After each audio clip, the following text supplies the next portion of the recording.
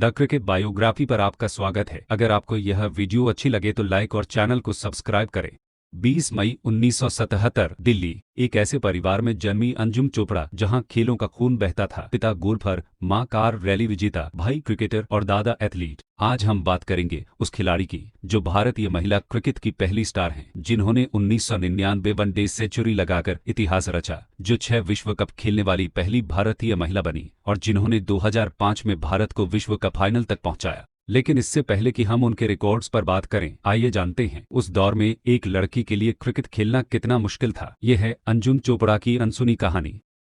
शुरुआती जीवन और खेलों की शुरुआत। अंजुम चोपड़ा का बचपन दिल्ली में बीता। उन्होंने DPSR के पुरम से पढ़ाई की और बाद में Saint Stephen's College, Delhi University से ग्रेजुएशन किया। बचपन से ही वह खेलों की दीवानी थी। एथलेटिक्स, बास्केटबॉल और तैराकी, हर खेल में हाथ आजमाया। वह दिल्ली राज्य की बास्केटबॉल टीम का भी हिस्सा रही, जो नेशनल लेवल पर खेली। 9 साल की उम्र में उन्होंने पहली बार क्रिकेट खेला और वह इतना पसंद आया कि जल्द ही दिल्ली अंडर 15 टीम में चुनी गई। क्रिकेट के साथ साथ उन्होंने MBA मार्केटिंग NHR भी किया फॉर स्कूल मैनेजमेंट से। लेकिन इस सब के बीच सबसे बड़ी चुनौती थी समाज का ताना और रिश्तेदारों का सवाल। जब भी वह क्रिकेट की बैग लेकर निकलती तो पड़ोसी और रिश्तेदार ताने मारते, क्रिकेट लड़कों का खेल है, तुम क्यों खेल रही हो, या इतना क्रिकेट खेलोगी तो शादी कौन करेगा। कई बार उन्हें अकेले संघर्ष करना पड़ा, क्योंकि लड़की होकर क्रिकेट खेलना, वो भी 80-90 के दशक में, यह एक सामाजिक चुनौती थी। हम 17 साल की उम्र में अपना बैग खुद उठाते थे, जनरल क्लास में सफर करते थे और बिना किसी गारंटी के खेलते थे। यह अंजुम ने खुद कहा है। लेकिन उन्होंने कभी उन तानों पर ध्यान नहीं दिया, वह सिर्फ अपने सपने पर केंद्रित रहे। अंजुम के लिए सबसे बड़ी चुनौती मैदान पर नहीं बल्कि मैदान के बाहर थी। एक ऐसे दौर में जब महिला क्रिकेट को कोई गंभीरता से नहीं लेता था। उस समय न तो कोई क्रिकेट एक्सपर्ट था, न टीवी पर कवरेज, न रेडियो पर चर्चा। महिला क्रिकेट को कोई अहमियत नहीं देता था। 2005 में जब उनकी टीम ने विश्व कप का फाइनल खेला तो पूरी टीम को मैच फीस के रूप में सिर्फ 1000 प्रति मैच मिले। पूरे टूर्नामेंट के 8 मैचों के लिए उन्हें कुल 8000 मिले, वो भी तब जब पुरुष क्रिकेटर लाखों कमा रहे थे। BCCI ने 2006 में ही महिला क्रिकेट को अपने अधीन लिया था। इससे पहले कोई वार्षिक कॉन्ट्रैक्ट नहीं थे, कोई स्पॉन्सरशिप नहीं थी और न ही कोई प्रोफेशनल स्ट्रक्चर था। एक समय ऐसा आया जब महिला टीम को इंग्लैंड दौरे के लिए हवाई टिकटों का पैसा भी नहीं था। तब अभिनेत्री मंदिरा बेदी ने अपने विज्ञापन की पूरी फीस दान करके टीम की मदद की। अंजुम ने खुद कहा है, हमारे पास आज के क्रिकेटर्स जैसी आसान पॉपुलैरिटी नहीं थी। हम वो खेल रहे थे जब कोई नहीं देख रहा था। बड़े होकर जब उन्होंने भारत का प्रतिनिधित्व किया तो वही समाज उनकी तारीफ करने लगा। उन्होंने साबित कर दिया कि लड़कियां किसी से कम नहीं हैं।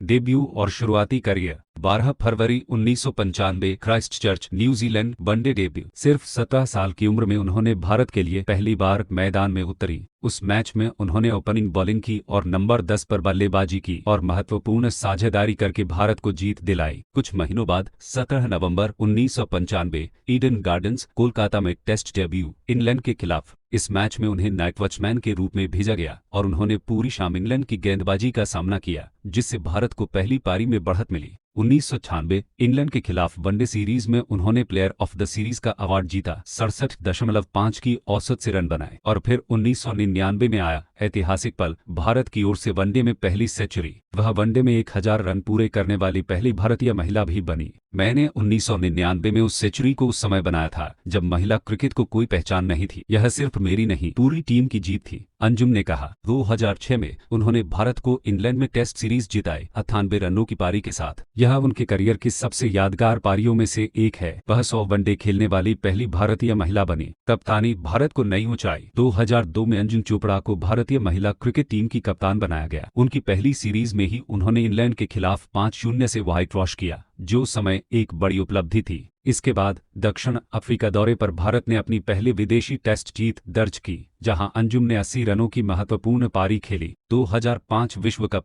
दक्षिण अफ्रीका, भारत पहली बार फाइनल में पहुंचा। अंजुम उस टूर्नामेंट में भारत की ओर से सबसे ज्यादा रन बनाने वाली खिलाड़ी रही। हालांकि फाइनल में ऑस्ट्रेलिया ने हराया, लेकिन यह रनरअप भारतीय महिला क्रिकेट के लिए एक ऐतिहासिक पल था। हमने उस विश्व कप में सबको चौंका दिया था। हमारी टीम पर कोई भरोसा नहीं करता था, लेकिन हमने फाइनल खेला, उन्होंने याद करते हुए कहा। रिकॉर्ड्स और उपलब्धियां।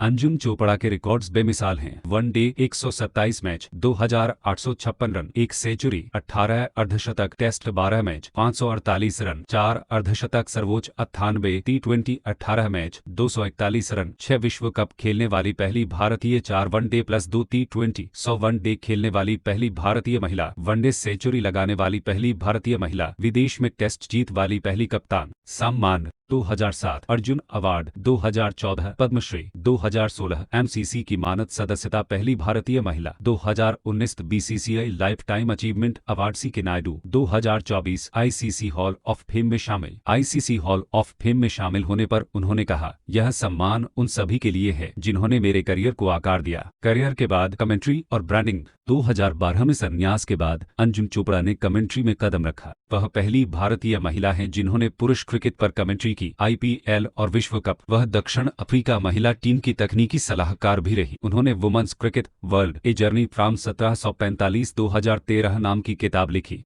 वह मोटिवेशनल स्पीकर हैं और कॉरपोरेट कंपनियों गोल्डमैन सैक्स, वोडाफोन के लिए ट्रेनिंग प्रोग्राम चलाती हैं। 2011 में उन्होंने फियर फैक्टर खतरों के खिलाड़ी सीजन 4 में भी हिस्सा लिया। आज की लड़कियों को उस दौर की लड़कियों से बहुत कुछ सीखना है। हमने बिना किसी सुविधा के खेला, लेकिन हमारा जज्बा कभी कम नहीं हुआ। यह उनका संदेश है। तो दोस्तों, ये थी अंजुम चोपड़ा की कहानी, एक लड़की जिसने हर बाधा को पार किया और आईसीसी हॉल ऑफ फेम तक पहुंची। अगर आपको ये कहानी पसंद आई हो तो चैनल को सब्सक्राइब करें और वीडियो को लाइक करें। अगली वीडियो में किसकी कहानी लाएं, कमेंट में बताएं। धन्यवाद।